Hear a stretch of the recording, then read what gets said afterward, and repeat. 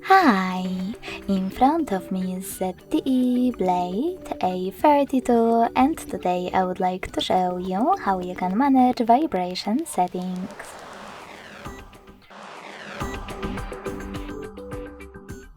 Begin by going into Devices settings and tapping on Sound section right away. Following that, tap on Vibrate Vocals and apply the best option for your incoming calls. Never vibrate or always vibrate.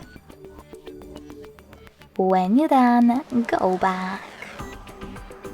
Now scroll all the way down and tap on Switch to Silent. If you wish to, you can set up Vibrate by clicking on it in the pop-up. Now select Advanced at the bottom. Scroll down and click on Notification Mode. Then set up Vibrate by clicking on it. Last but not least, tap on those two switchers next to Charging Sounds and Vibration and Touch Vibration to switch them on or off.